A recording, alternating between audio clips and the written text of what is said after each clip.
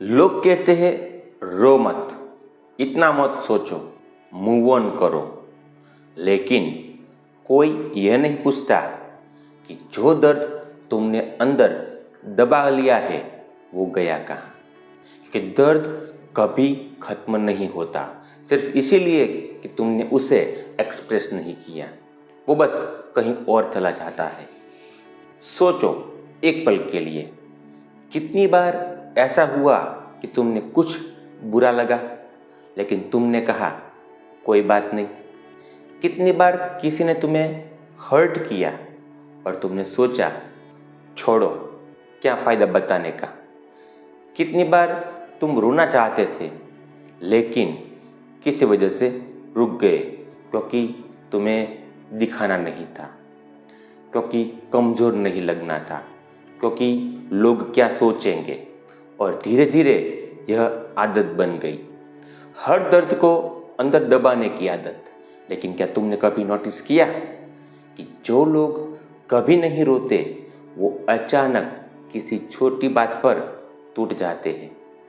जो लोग हमेशा ठीक है करते हैं वो एक दिन अचानक सबसे डिस्कनेक्ट हो जाते हैं। जो लोग सबका दर्द सुनते हैं वो खुद अंदर से सबसे ज़्यादा अकेले होते हैं। और यह कोई कोइंसिडेंस नहीं है, यह सप्रेस्ड पेन का असर है। साइकोलॉजी में एक टर्म है जिसे कहते हैं इमोशनल सप्रेशन। इसका मतलब है जब इंसान अपनी फीलिंग्स को कॉन्शियसली या अनकॉन्शियसली दबाता है। और रिसर्च ये कहती है कि सप्रेस्ड इमोशंस कभी खत्म नहीं होती, वो सिर्फ अपना फॉर्म बदल लेती है। और वो कैसे फॉर्म बदल लेती है ये हम आज समझेंगे। पहली फॉर्म है एंगर, यानी गुस्सा। जब दर्द को बाहर निकलने का रास्ता नहीं मिलता तो वो गुस्से में बदल जाता है। और ये गुस्सा उन लोगों पर निकलता है जिनका उस दर्द के साथ कोई लेना देना भी नहीं होता। घर में छोटी छोटी बात पर चिढ़ जाना, किसी बात पर ओवर रिएक्ट करना, बिना वजह इरिटेबल रहना, यह बुरा स्वभाव नहीं है। यह वो दर्द है जो अंदर प्रेशर बना रहा है। दूसरी फॉर्म है नंबनेस। जब इंसान बहुत लंबे समय तक दर्द दबाता है तो एक ऐसा समय आता है जब वो कुछ भी फील नहीं कर पाता, न खुशी, न दुख और ना ही एक्साइटमेंट। बस एक फ्लैट एम्प्टीनेस। लोग इसे मैं स्ट्रांग हो गया हूं ऐसा समझते हैं, लेकिन यह कोई स्ट्रेंथ नहीं है, यह इमोशनल शटडाउन है। जब दिमाग इतना थक जाता है कि उसने फीलिंग्स प्रोसेस करना ही बंद कर दिया। तीसरी फॉर्म है फिजिकल सिम्पटम्स। यह सुनने में अजीब लग सकता है लेकिन साइंस यह प्रूव कर चुकी है।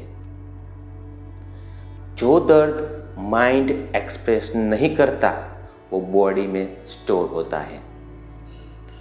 लगातार सिर दर्द, बिना वजह थकान, नींद ना आना, कभी कभार पेट की प्रॉब्लम्स, इन्हें हम फिजिकल बीमारियां समझते हैं। लेकिन कई बार इनकी जड़ में होता है वो दर्द जो कभी बाहर नहीं आया।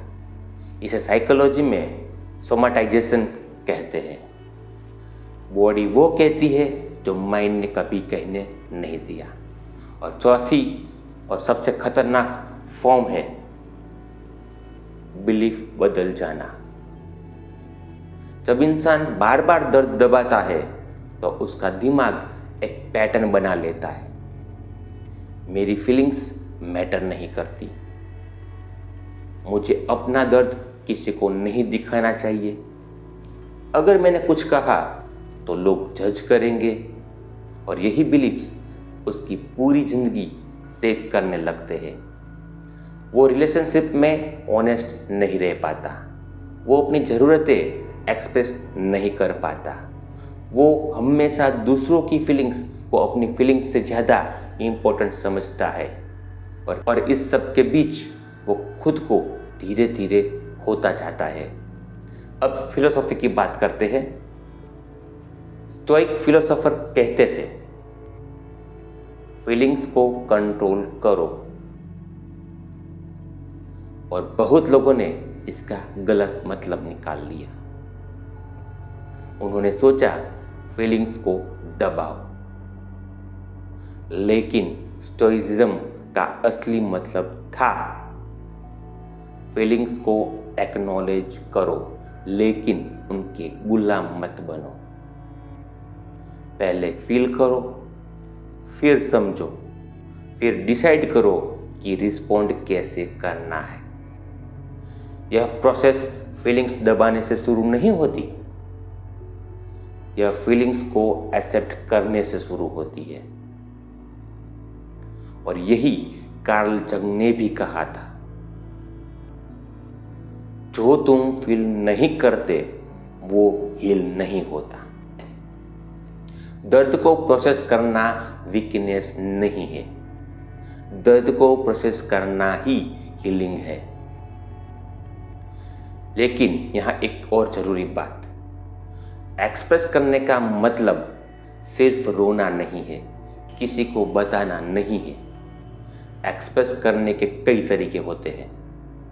लिखना, अकेले में बोलना, किसी ट्रस्टेड इंसान से शेयर करना, या सिंपली खुद को यह अलाउ करना कि हाँ मुझे दर्द हुआ। यह एक्नॉलेजमेंट ही सबसे पहला कदम है हीलिंग का। क्योंकि जब तक तुम खुद से यह नहीं मानते कि दर्द है, तब तक वो हील नहीं होगा। तो अगली बार जब कोई कहे इतना सेंसिटिव मत बनो, या तो ये तो कुछ भी नहीं था, मूव ऑन करो, तो याद रखो तुम्हारी फीलिंग्स रियल है, तुम्हारा दर्द वैलिड है, और उसे दबाना स्ट्रेंथ नहीं है, ये एक स्लो डैमेज है। जो इंसान खुद से ऑनेस्ट होता है वो दूसरों से भी ऑनेस्ट रह पाता है। जो इंसान अपना दर्द समझता है वो दूसरों का दर्द भी समझ पाता है, और जो इंसान हील करता है वो दुनिया को अलग नजर से देखता है। इसीलिए आज एक छोटा सा काम करो।